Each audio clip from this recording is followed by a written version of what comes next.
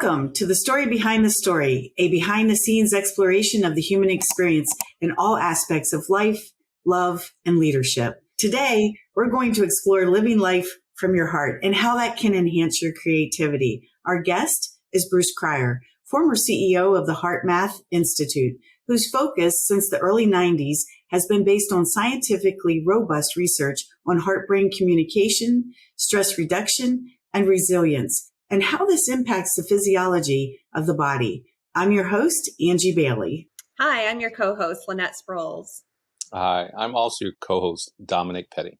Bruce, it is such a pleasure to have this opportunity to chat with you today. You've been called the Renaissance Man because of a 4-decade career as a singer, actor, dancer, publisher, author, marketing executive, CEO, board member, consultant, mentor, and coach for leaders in numerous diverse fields. So I have a question for you just to get started here is how has living a heart-based life been the foundation of your creativity in such a wide range of endeavors? Indeed. In fact, I'm feeling slightly fatigued just hearing that description of myself. I think I don't get enough sleep or something. I need to balance myself better. Before I was consciously trying to lead a heart-based life, I just sort of was. I mean, I was raised in a very caring family. My parents were both pacifists during the Second World War. They met as pacifists against war in general. And their attitude towards people were very progressive attitudes about caring for everyone, not just the people of this country, but the world, humanity as a whole. So I was kind of raised that way. And I'm a child of the 50s and 60s. So I was marching against the war in Vietnam in 1968, with my couple of older brothers. And so there was always this sense of, I want to care for people. And my father also, both parents were very loving, affectionate people on top of it. So if somebody comes up to me and says, is it okay to hug you? And I'll say, I'm actually genetically programmed to hug. So if you do not hug me, it could get ugly. we need to hug. So what I'm trying to say is that there was both this kind of the way I was raised that was very heartful, but we didn't call it that. But we were about love and peace and humanity and all that. But then a little more than 30 years ago, it did become a conscious thing for me. And this was at the beginning of HeartMath getting started, which was 1991. And these kind of series of realizations were coming to me as one of the people asked to be part of this organization at the beginning. I sat there one night talking with some friends and I said, I am dedicating my life to the path of the heart. And I don't even know what that means yet, but I'm going to explore it. And I know this adventure with helping to create this organization called HeartMath will be a huge part of that journey. So, it's been a many chapters in the last 30 years, but trying to continue to come back to, and no matter how serious the issue is, I'm a cancer survivor. I had a lot of health issues for a couple of years, lost a lot of family members over years. No matter what the issue is, trying to live as kind and as generously as I can, and to be as compassionate for others as I can, and to be as compassionate for myself as I can. And I try to cut myself slack when I'm a little bit too hard on myself for being brittle or being frustrated with somebody, what I perceive as uncaring behavior. And there I am getting angry because somebody's not being caring. Okay, there's a disconnect, dude. Wake up. Are you really going to care, or are you just going to give lip service to it? Yeah. So that's a little bit of what living from the heart has meant to me during my life. Yeah, that's really fascinating. And so from that, then, do you feel like that foundation is what has given you this ability to be so creative in so many different aspects of your life? Some would say I'm a dilettante, so that's why. And it's true that I have always gravitated towards a variety of things. It's hard for me to just be happy doing a single thing. And for other people that are laser focused, it's like, dude, you're all over the place. I'm saying, yeah, I know. I kind of like it because I like a lot of things. I'm sorry. I apologize for liking to sing, liking to dance, liking to take photographs, liking to run businesses. But for me, it's been quite a journey creatively because as a boy, I didn't think of myself as creative at all. I was a normal kid, good student, played the usual sports. Not outstanding at any of it. Very good student, however, but was involved with music as a kid. started playing trumpet when I was 8 and got pretty good. But then it was when I started singing, when a guy in my school, the vocal music teacher, thought I had some talent, that suddenly things started to shift. And not only was I a good singer, I got into the Oberlin Conservatory and got an incredible education in music and theater and dance. Meanwhile, I was starting to perform in New York City because I grew up in New Jersey, and things just kind of snowballed. And while I was acting in the world's longest running musical in New York City, I started a little art business on the side with my girlfriend. Oh, And fun. thinking that I had no artistic talent whatsoever. And yet an astrologer convinced me. She kept saying, dude, like, what kind of designer are you? It's all over your chart. Like, no, I'm not a designer. I'm not creative. My mother was the artist. I have 2 brothers that were artists. I'm not creative. Well, but you sing and you dance. You don't consider that creative? No, that's not creative. Anyhow, I finally talked myself into, I was actually artistic. And so all that was going on, but I still didn't think of myself as innately creative, oddly, in spite of having a career, very successful career as a singer, dancer, actor, still didn't think of myself as creative.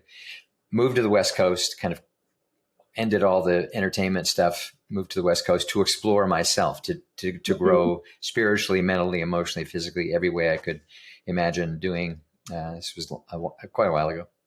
Mm-hmm.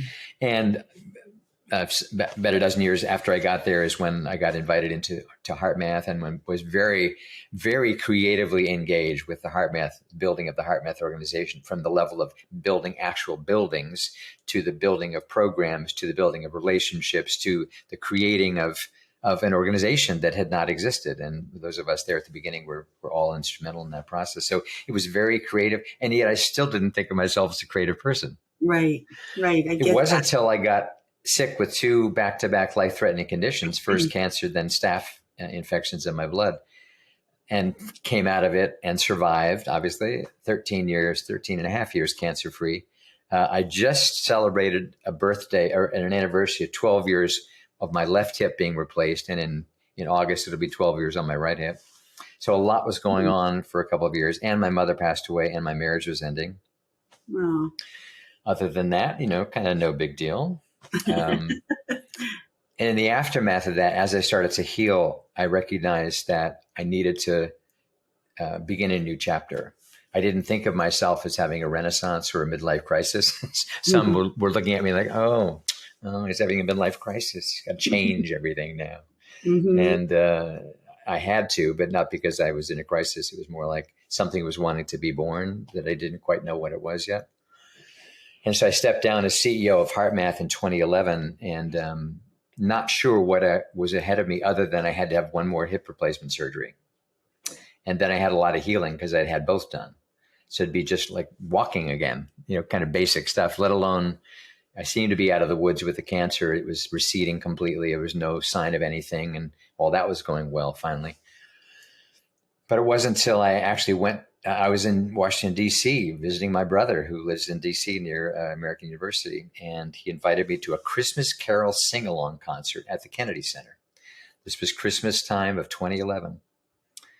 And I sat there with 2,000 church choir singers from Northern Virginia, Washington, and Maryland, or whatever, and was transported to another world, singing Christmas carols. Now, granted, it was an amazing orchestra on stage, amazing choirs on stage, and all these people can't wait to get to sing Joy to the World as 2,000 people. But I was just like, wow, what an experience. And I felt uplifted, so uplifted. And people around me were commenting to me, now 2,000 people all singing the same carol at the same time. I couldn't hear myself, let alone other people. And yet people around me were saying, who are you? Your voice is amazing. I'm thinking, how can you hear me? I can't hear me. So I kept getting these comments from people around me all evening. Like, can you come to sing at our church in Virginia next Sunday? Said, I live in San Francisco. It's a little far to come. Would you pay transportation, first class? Yeah. But as I left the theater that night, I heard this voice. I don't get voices, but there was a voice. And the voice was, you need to sing again. And you need to, your singing voice needs to be heard in the world again. not just in your car or at a Christmas Carol sing-along concert at the Kennedy Center. Right. Not just in the shower. Not just in the shower. Yeah. I was never that much of a shower singer, actually. At any rate, more of a car, singing along with Adele and Sarah Bareilles and amazing female singers. And a month later, a buddy of mine from Oberlin Conservatory and I got together for a weekend. And what began was the process of me finally acknowledging I am at my core a creative person. And if I'm not expressing the creative juice that's in me through singing, through dance, I learned I could actually dance on titanium hips. In fact, watch out, because I'm the guy with titanium hips. Okay. Whatever about the rest of you guys, I got titanium hips, so I can dance and dance and dance. So things started emerging. And meanwhile, photography that I've been picking up just with my iPhone, when I was sick so much, I was taking a lot of photos just to kind of keep my interest going. And at one point I had 6 weeks of strong antibiotic that I had to drip into my arm for 6 hours a day. Wow. That's a lifestyle changer. I was spending time sitting out on a deck, just looking at nature and whatever. And I was taking photos. And so that part of me was kind of growing and being nurtured more and more. And little by little, I realized I am at my core a creative person. And it's been way too long since I've been expressing these other parts of myself. I was creative in a certain way of building a business and traveling and all the stuff I did. But this other stuff was really juicy to me. And it was a classic example of once the genie's out of the bottle, there's no freaking way you can put her back in. It's just like, I cannot turn this off. And I don't want to turn this off because this is me. This energy that I'm now in touch with is me. And it doesn't mean I don't want to still do business and teach and coach and all the things that I also do. But this is me. This creative energy is me. And as I went through it more and more, and people started telling me, you're like a Renaissance man. You're doing all these creative things again, but you're still like a CEO of different things. Plus, you've kind of been reborn in terms of your health. You're like a Renaissance man. And I kept hearing that enough. I thought, never thought of myself as a Renaissance man. I wonder what that really means. And as I pondered that for some months, actually, I finally kind of occurred to me that I believe that all of us, that part of the gift of being human is we all get to continually through our life birth or rebirth new parts of ourselves. In my case, some of it was rebirthing. I was, again, getting to sing, again, getting to dance, again, I didn't really act much, but other than be silly, be playful. In other cases, it was new. It was like giving birth to some new part of myself I'd never had explored before, like writing songs and then turning that into an album, which I did 5 years later. That was a whole new dimension for me. So I began to feel that all of us as humans, part of the gift of being human is that we have the power to create life, which is a very powerful creative energy that we all have, whether or not we are involved in creating another life. It's still an energy we're born with. Right. And it's supposed to be expressed in all kinds of ways. Artistically, if you've got those gifts, some people don't. That's cool. It doesn't mean you're only creative if you're artistic. So I'm trying to redefine what it even means to be creative. The creativity is not about artistic expression, but it's one cool way to get it turned on. But creativity is really how we live. Like every moment's a creative choice, actually, literally. So that's a little of my wrap on creativity and making it real and alive.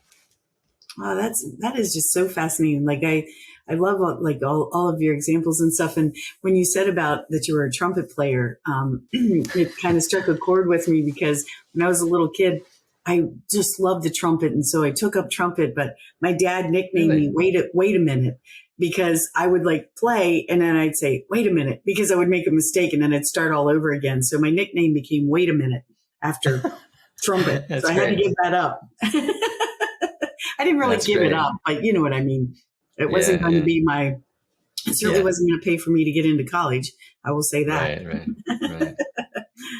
All right. Lynette, do you have any thoughts here? Yeah, so it's interesting, Bruce. You and I've had a lot of conversations and I haven't heard that about how you grew up before. And I have the pleasure of meeting Bruce through the HeartMath Institute. And just from the moment I met him, I could just see how resilient he was. He really encompasses living a heartfelt life. So it intrigues me that you grew up in this cocoon of this loving environment. I kind of grew up in the opposite.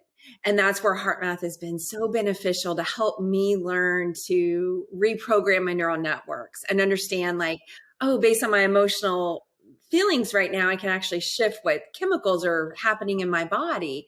So I'm curious, like, was that always just a come from for you, or did you also have to learn to self-regulate? I absolutely had to learn to self-regulate. I mean, when I was young, my personality was not what it is now. I was not loose. I was not spontaneous. I was not free. It's not like I was painfully shy or off in the corner or something either, but I tended towards introvert.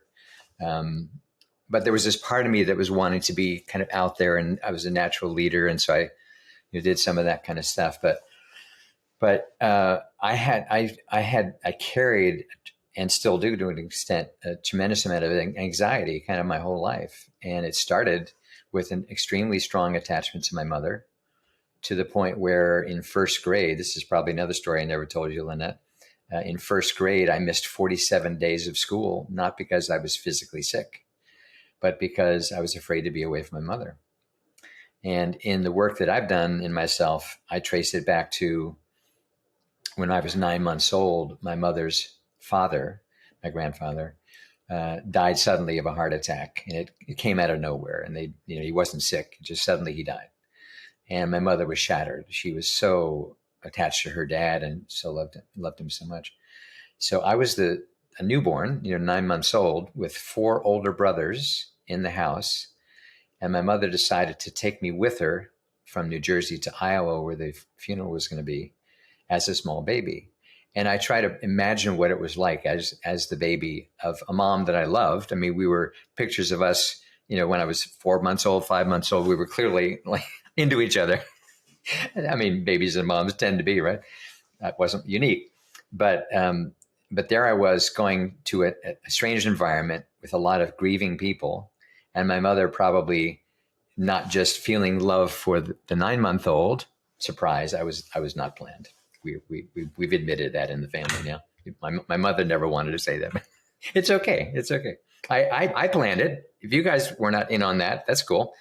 But I kind of imagine, and I don't have actual memories, but I imagine what it was like in the cavalcade of emotions a 9-month-old was going through, being held by my mother, my mother being loving towards me. I never doubted her love. I never felt abandoned by her in any way. And yet at some level, I processed that experience, I believe, as some abandonment, that she wasn't there for me when I was like,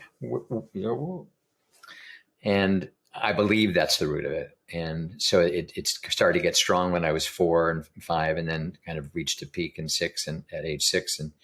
And they sent me to a school psychologist. They were really concerned, like, this is not normal for a 6-year-old to be this attached to his mother. And it all kind of worked out eventually, but there was still, and I always had a wonderful relationship with actually both parents. But there was still a kind of an incompleteness in me, kind of much of my life, a certain level of angst going on. And as I got into business, and then get into one company in particular, which was very stressful for a lot of reasons, I had no idea how to regulate myself, really. I mean, I considered myself to be a pretty loving guy. This was before HeartMath, but I didn't really have any tools other than I'd go for a run and I'd feel better at the end of the run. I'd kind of drain out some of those stress biochemicals from me during the run. And I'd think, well, I think I did myself some good. I sure judged my boss a lot. In the entire run, I was judging my boss one thing after another. Then I learned the biochemistry of that, and I realized, you're poisoning yourself, dude, while you're running, thinking you're doing such a good job for yourself. You're kind of canceling it out. It's probably better than not running at all, but not a whole lot, because you're still processing all this negativity. So I didn't really have tools, is my point. So it wasn't really till HeartMath and what we started to develop, that tools. What do you do in the morning before the big meeting, the day of the performance review, whatever it may be, to balance your system, to get out of that stress, fight, flight kind of response that so many people live in, so many of us. So it took a while. That's intriguing to me, because I grew up in a violent, abusive household. So it always makes me wonder, had I grown up in a loving household like you're describing, would I be better equipped with some of these tools? So it's intriguing to hear like both sides of it, that you still had to learn this skill set, even though you had that loving, supportive network. I still had my soul journey to deal with, the lessons I needed to learn. I'm very, very, very grateful every moment. I'm living here in this home in Austin right now, and my mother's art is over my shoulder. That's one of the paintings that she did in her late 70s. And I have several things that I brought down here of hers. I'm very, very grateful of how I grew up, but so certain things were so much easier because of that family situation. I naturally want to hug people. I naturally want to care. I naturally want to listen. My father was an incredible, warm-hearted networking kind of, he's like, I was embarrassed by him when I was a kid. And then later on, I realized I am him. I'm the same way. I've definitely picked up a lot of those same vibes, and I'm very grateful for that. But it didn't mean I didn't have work I still had to do, a significant deep work to do. You were talking about being creative, or actually going through your life and not really feeling you were creating, and you were doing so all along. And then when you get to what many people call the Renaissance period, what you reflected on, you said, well, yeah, creativity is at my core. And you even said creativity is something that like many people have, or maybe like all people have. And it's very related to the second chakra, which, yes, life comes from the second chakra, but at the fundamental creativity, it's like to create, to bring forth, to get things out into the world. And my question is, do you feel that the Renaissance period you entered, and maybe what other people, if that's on the horizon for them, the Renaissance period is really a period where through creativity that they are finding freedom, or they're finding like liberation from this space, and in this space actually maybe freeing themselves of things they've been carrying for decades, perhaps even from like, their early childhood. Yes. And I think, it is my firm belief that every human is fundamentally creative, that at the core of who we all are is the power to be creative. And so it's not just about artistic expression. That is one form. And so we make the mistake as a species of conflating people who are creative. We actually call people who are artistic the creatives. Mm-hmm. Like, oh, give that project, give to the creative people. Title. Yeah. You mean all of us, because actually we're all creative. I've used this story many times that at HeartMath, one of the most valuable people in the organization had zero artistic skills whatsoever. He was the head of operations, but he could solve any problem you could imagine, whether IT, people, customer, shipping, you name it. Eric, get Eric in this meeting right now. He'll fix it for us. He was super creative. Did a poem or a symphony or a painting or a photographic essay ever come out of him? No. And yet he was solving. That's creative, right? So I'm trying to help kind of awaken that. And I think a lot of people are, so I started teaching this course back in 2017. Stanford asked me, I've been teaching at Stanford for many years around HeartMath and this whole idea of the heart and the brain and getting it in sync. And I'd been going through these internal processes now for some years. I'd started singing again. All this was happening. I was about to start working on an album, although I didn't know that when I first talked to Stanford. And they said, can you create a course about creativity for well-being that we would offer here?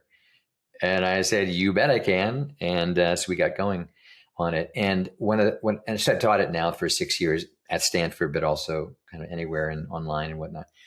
And what's fascinating is to see who comes and to see why they come. And many people, it's because they've had this sense at some point of their life, they were a really good writer and they just let it go. And they know they want to get it back.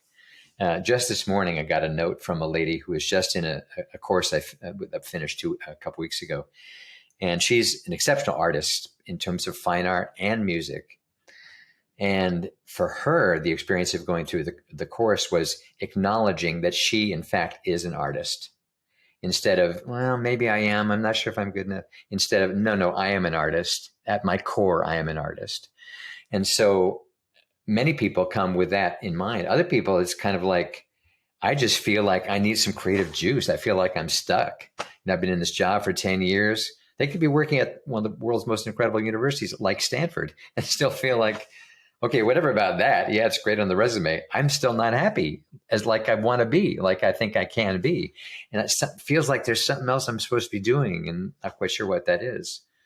So I think a lot of people, and I think COVID actually heightened this sense of what's missing. Because when we had so many things taken away, especially social interaction and proximity to friends and loved ones, it was 3 years before I saw my daughter again, who's on the West Coast and I was on the East Coast. And 3 years without seeing my daughter, that was not okay. But when all that's cut out, you start to go within, right? And start to realize, wow, something's really missing. And then you see a YouTube video or you watch a Zoom thing and you think, wow, man, I think I ought to try that photography again. I used to like that. What happened? Why did I stop doing that? And that was me 12 years earlier with music. Like, how did I stop singing? How did that happen?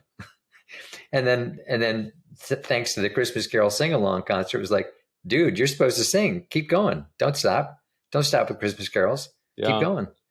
So I listened to that and then realized I've got to be that for other people. I got to be the Johnny Appleseed of creativity and just say, you got it in you. I'm like, prove to me you don't. Prove to me you don't. I believe you got a voice you heard from parents, from teachers, from kids telling you weren't creative. That happened a lot. A lot of people live and for with that, the right? creative side of things, I've heard this phrase a lot. People have said this to me. I've heard people say it to other people. It's like, well, get out of your head, get into your heart.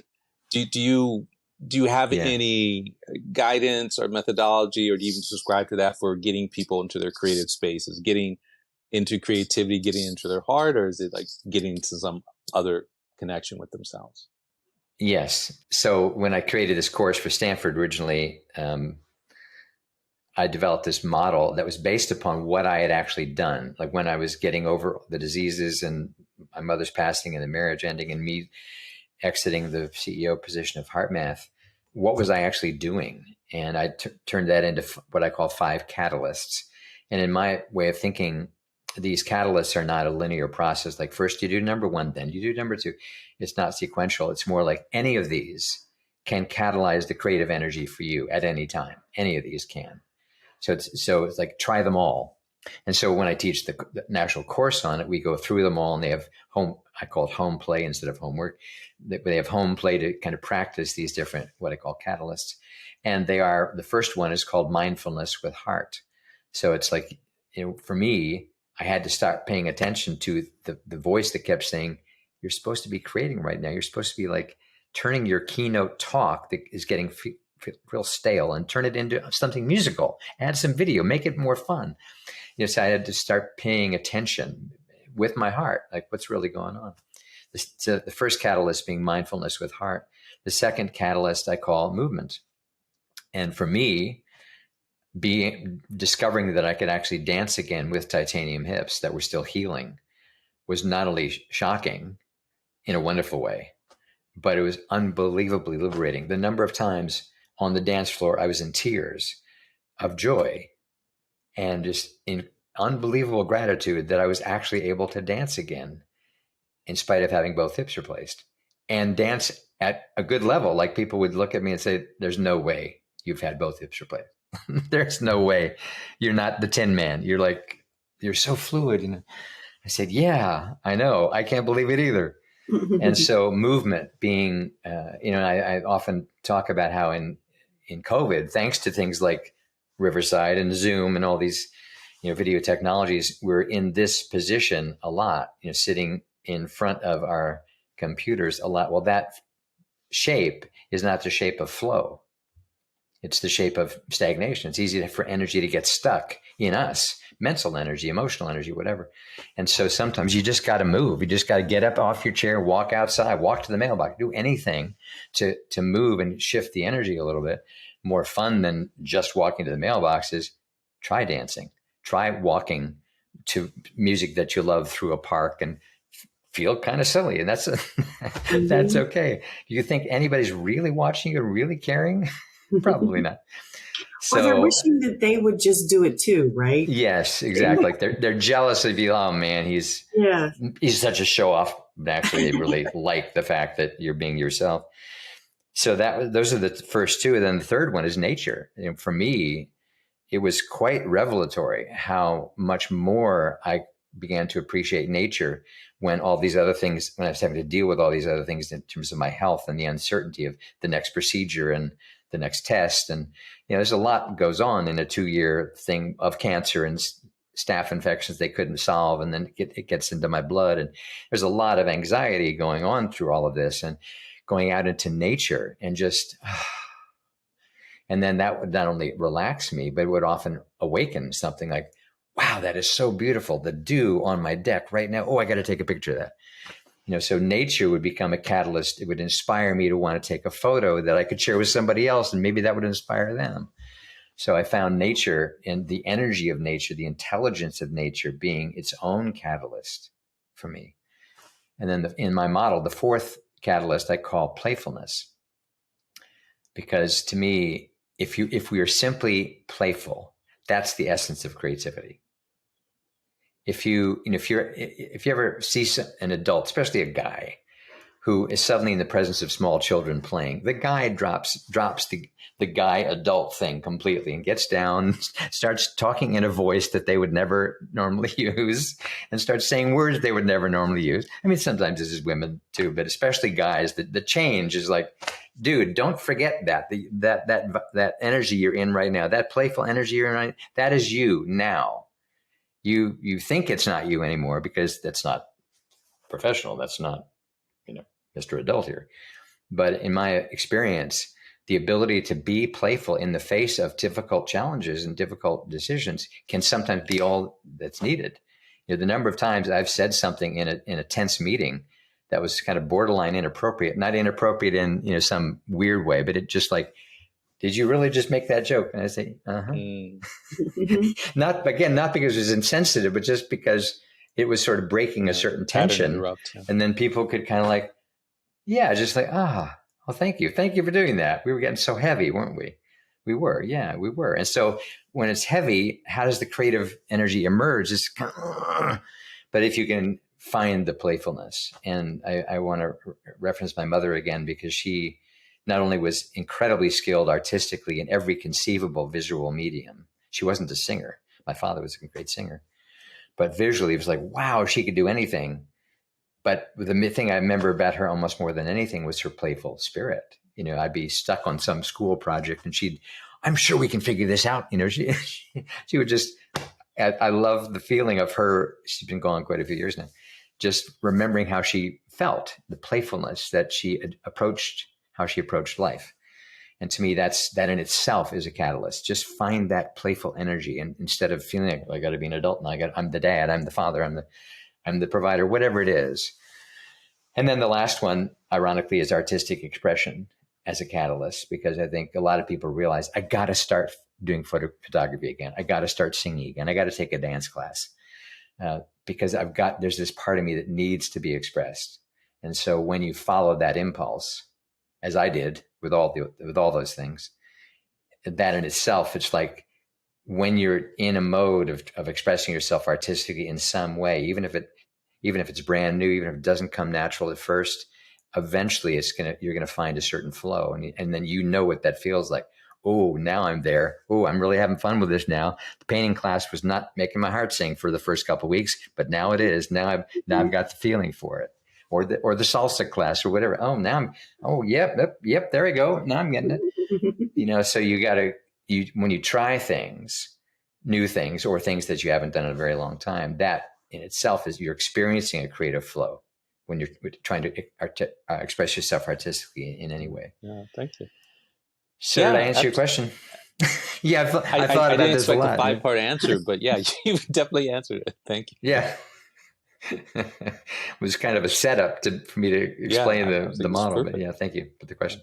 Well, I think the model, though, is just so incredibly important. And I was thinking, as you were talking, I was thinking about like in the environment in which I'll just say I grew up in, right, which was the federal government. It was very DOD centric, Department of Defense, Department of Homeland Security. So very law enforcement, very structured environment, and trying to find ways in which to bring that creativity or that playfulness or, just a light being lighthearted, I guess, in a way, in that environment, it never really felt like a struggle for me. But I know that, like, I would sometimes look at the faces of people around the room, and when they would kind of tense up, right? Because everybody wants to measure the success, or how do you know, or what's your metrics for this? And I used to sometimes just say, isn't it okay that we're just having a good time? Like, do we really have to measure the effect of this training? Could it just be that it was just fun? And it would always, I just feel like it always made people so nervous. And, but anyhow, I never really gave up on it. And I think mostly it's just because it's just who I am. Like, to your point, if I wasn't trying to be creative, then I felt like I was suffocating. And I don't know that I could have survived that long in that environment if I didn't find ways to have those kinds of outlets along the way. Well, and you reminded me of something, Angela. Angie, that's a great example. I think many people work in environments, whether it's DoD or DHS or even a corporate structure that's an engineering company run by engineers, that it's all about the data, all about the analysis all the time. And it's, they can hear my story and say, okay, so you're like suggesting that I run around the trees and during a meeting, like, how is this possibly practical for the actual job that I have? And my response to that would be, well, you have to make it work for you in your life. I mean, it may be that certain structures that you're in are too rigid to allow much in the way of playfulness. The story that I want to share, that's an ironic one, is, so I was in this show in New York City for 800 performances. And it was a show that became the world's longest running musical. It was a little wonderful show called The Fantastics. And I had a marvelous role. It was a show about a boy and a girl. I was the boy. So for 800 performances, I got to win the girl. I got to be slapped by the girl. I got to lose the girl, and I got to win her back at the end in this most beautiful song ever written, in my opinion, for a show. So it was a magical experience. Then I did it 800 times. And that show was magical partly because it never changed. And you did not have the freedom to change one word. And if you changed one word, you got strong feedback. And if you kept doing it, like, that was not a thing. As wonderful a show as it was, as beautiful as the music was and all that, you had zero flexibility to change it. And they considered that was one of the reasons it stayed open. It stayed open for 55 years in New York City. And so the challenge for an actor who wants to be spontaneous and like, well, how do I feel tonight? Well, I feel like this tonight. And last night I felt a little more like this. You want to have some flexibility. We didn't have it. So you couldn't change one word. And so what you could change was the tone of voice. How you deliver the line was a little different tonight than it was last night. You could do that, and you could pause here and there. So it was very subtle things to still keep it alive. So you could play, but you couldn't change a word. Right. So there was still a structure. So I had to learn. And plus, you had to show up for the show every night, twice on Saturday night, twice on Sunday, 8 shows a week. Exhausting schedule, actually. The life of an actor sounds so cool. And it is cool in some ways, but it also can be exhausting.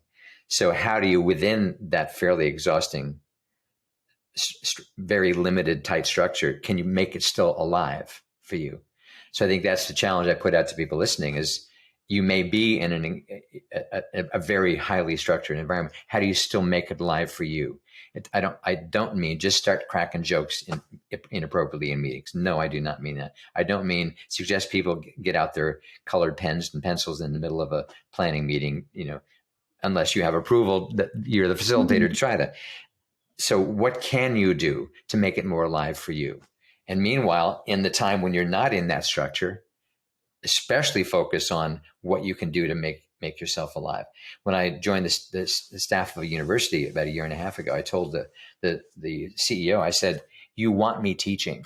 You don't want me just administrating this new division you want me to set up. You want me teaching. When I'm teaching, I'm in a creative flow. I'm having fun. I'm enjoying myself. You need me in that mode. Trust me, you need me. Let me teach. Don't tell me, don't teach too much. No, I have a bottom line for my energy to work well, doing all the administrative stuff you want me to do. I've got to have that energy of being in a flow, helping others, kind of thing. So I've kind of put down a certain bottom line for myself. So I think people have got to figure it out, but what makes sense for them. But just don't put it off. Don't wait till retirement. Don't say to yourself, "Oh, that all these saying, well, we'll do that when we're retired." Will you have the energy left when you're retired to do any of it?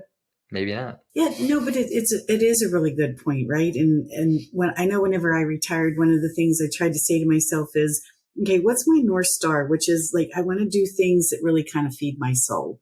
But then I found myself getting locked into, oh, wow, that money was really good, right? And so then all of a sudden you get yourself locked into doing things that you don't want to do. And so Lynette and I have these conversations a lot. It's like, okay, but I've got to stay true to my North Star, which is I said I only wanted to do things that feed my soul. And I think you have to constantly remind yourself of that as well, too, because we live in a society in which we're very driven.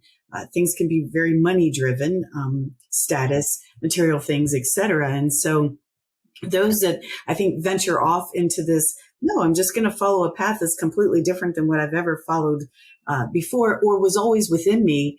And I never let really kind of go that whole way. I mean, I think sometimes you just have to be brave enough to be yourself in a world that doesn't always appreciate that, that you doing so.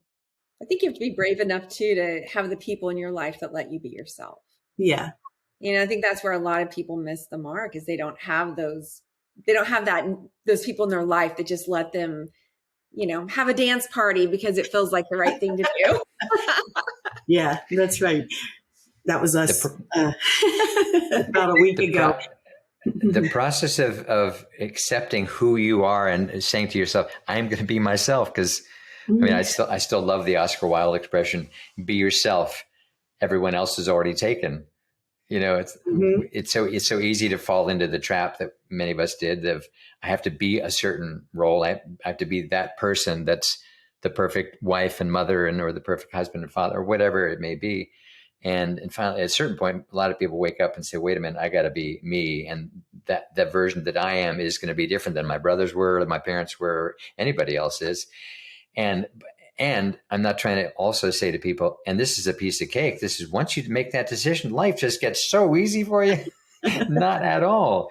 Not at all. I mean, it can be very challenging because suddenly you are being the authentic you. And that does threaten some people. Like, where are you getting off saying that, dude? Where are you coming from? And so you do have people that kind of are jealous or just don't like the fact that you're being yourself now. So there does need to be a certain get ready. Everybody is not going to love the fact that you are being you because they know on some level, even unconscious, they're not even close to doing that for themselves, and it's driving them crazy that they can't. So it's like you got to be okay.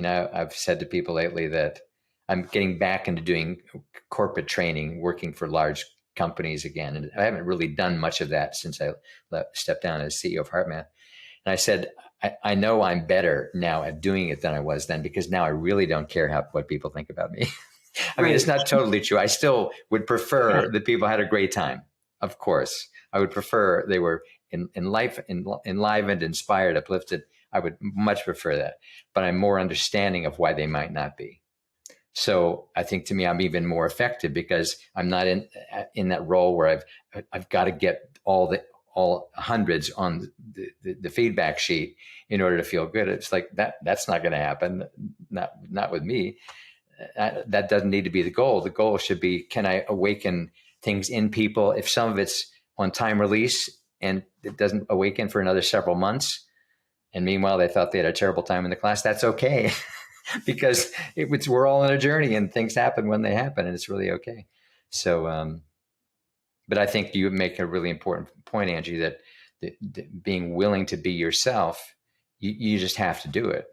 And don't do it in a way where it's got to be in everybody's face all the time. A lot of the being yourself can be by yourself or with those, the support, like these three lovely people that I'm talking with all now. You're a support system. Yeah, no, that absolutely. Well, This has just really been a fascinating conversation, and I have thoroughly enjoyed it. I don't know, Lynette, Dominic, do you have any other questions that you want to ask? I had a comment. It's just, Angie, what you were saying, like you were finding ways to express yourself. And, Bruce, you had mentioned that, other people can get triggered. I find a lot of times, of course, what's triggering in people is the things that they're not allowing for themselves. So someone's being like too loud, then they're finding fault with it. But at the same time, if they would like to dig deeper, they would say, well, I want to be more loud. I want to be more expressive. I want to be freer. And so that's just my comment with that. Exactly. We're not responsible for other people's triggers. And it's very easy when you are out there, especially if you're a teacher, or facilitator, or coach, or whatever, to take personally their trigger instead of remembering, wait a minute, whatever you've done has triggered something in them. It's really not about you. It's hard to know that in the moment, of course. It's easy to take personal. It's a reaction. But so often it is exactly what you said. It's triggering something in them. Your behavior is triggering something in them that's much more about them and where they need to grow than it is about you and what you just said or what you just did. Yeah, I think when the game is really understood, people can step in the space of, well, it's my job here to trigger you, or when I'm triggering you, it's like, you should say, oh, like this is good.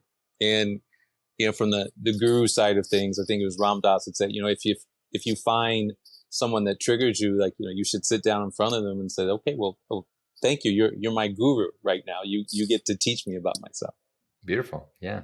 But it's interesting because what I've found is like when folks are triggered here of late, it's almost like we've shifted though. And instead of like saying like, okay, what is it about what they said or did triggers me? Instead, there's almost like this immediate reaction to now say, you have offended me, right? Or you've upset me, or you've done something to me. And so then we all start backing off because then we're worried about who all we're offending. And after a while, like everything is just becomes fake. Nothing's really real. And so I'm just wondering, like I don't know if I'm using the right words, but like, how do you neurologically, as a person who sees everything as offensive, what are some of the things that person maybe could do to like kind of trigger or release some different kind of chemical, to like race through their body instead of being offended? Like have a quick hit on a joint or something. Yeah. One hitter, maybe that'll help. Yeah. Yeah. Well, I think it starts with awareness, because I think the upside of people admitting they feel offended is at least they're saying something. Now, the problem is they're feeling victimized. They're blaming you instead of taking responsibility for it. But for some people, that's a big leap. It's hard enough just to express discomfort or feeling offended.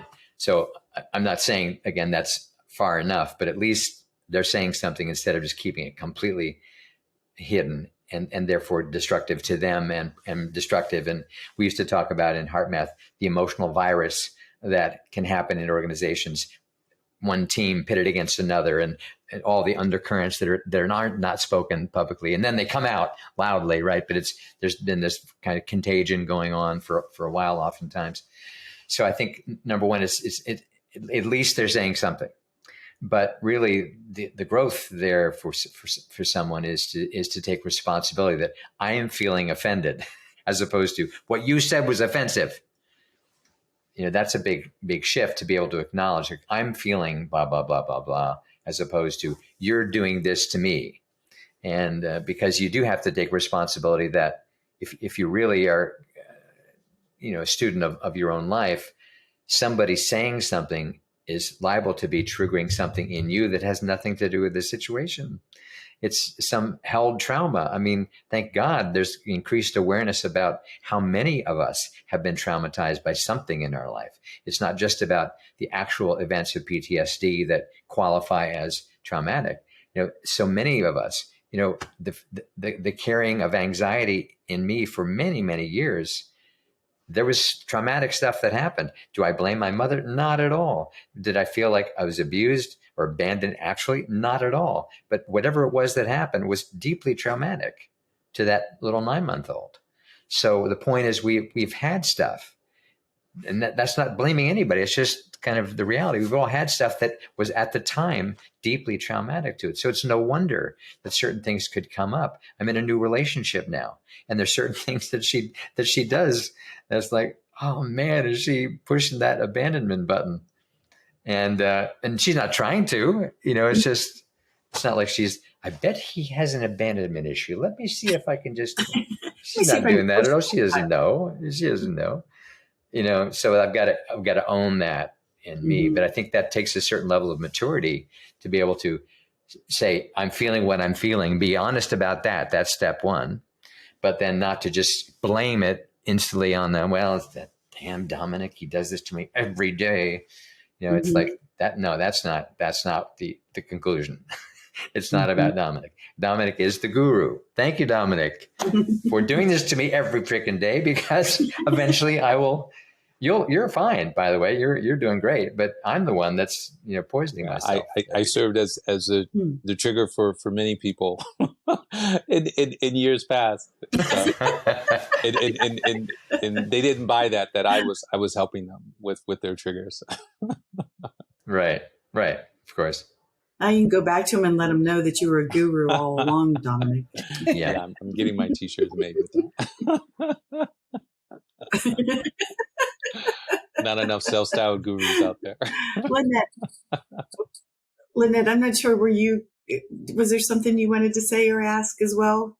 Oh, I think just the more of us just joining in on that part of the conversation, the more of us that become self-aware, I think it's just going to help shift all of consciousness, and like the work that you're doing, Bruce, like I've never had a conversation with you where you weren't just, you can tell me things are going on in your life and they're rough, but you're always seeing the bright side of it. And you're always seeing the lesson and the growth path. And I feel like the more of us that just understand our triggers and just want to live from this deeper place of acknowledgement and understanding where we came from, the more we're going to have this shift. So, Bruce, you are definitely one of the beacons that like always carry that for me. I always know anytime I talk to you, you're going to be positive and upbeat. And, I think that's so important that we surround ourselves with those people. Well, back at you, Lynette. Back at you. Thank you. I've always loved our conversations, seriously, because you likewise, you've not had easy time in all kinds of areas. And yet you've always been interested in what's the next thing I could be learning? How can I expand? How can I grow? And that's not denying what's happened to you, but it's kind of, that's happening. And how do I, get to the next level? So, right. Yeah. How do I enjoy life regardless of everything else? Yeah. Yeah. Well, this has just been absolutely fantastic. And so, Bruce, as we close out today, are there any final thoughts that you'd like to share with the audience? There's a phrase that I've used for many years. I didn't think of it, but the phrase is love is never wasted. Love is never wasted. And I've tried to apply that in all kinds of ways in my life, especially to tough situations where I'll be realizing I've got a major issue with this person. We're just so oil and water. And I'm not sure they're aware of it at all. And I need to be the loving one. I need to send love to this person, whether or not they ever recognize it or feel it or change. And I need to love myself. I need to cut myself some slack and send love to myself. And I oftentimes in my life, when I hit a rough moment of like, what is going on? What am I going to do next? Et cetera. I come back to, you can just love. That you know how to do. You know how to love. And we all do, actually. I'm not special. I've just been at it on a professional way for a long time too. But I can do that. I can just love. And so, but the thought that love is never wasted, because whether or not the other person ever feels it or changes or anything, what you have just done for yourself, to love when you could have judged, love when you could have feared, love when you could have been angry, is so much better for you than the alternative. So love is never wasted. It's a powerful phrase when you really look deeper, because you can say, well, I wasted that. I meditated, I loved them, and look, they still treated me like, yeah, but the energy you were in when you were putting out the love to them, that was golden for you. And the more you can be in that mode, the more the life just does get easier. It's not just a piece of cake ever. Well, maybe cake, but occasionally. But Well, I want to thank you for sharing your thoughts on how to live a heart-focused life that can really become the foundation for a life filled with creativity, joy, and fulfillment. I look forward to diving deeper into the stories behind the stories each month. For more information and to learn more about us, please go to www.anandalife.org.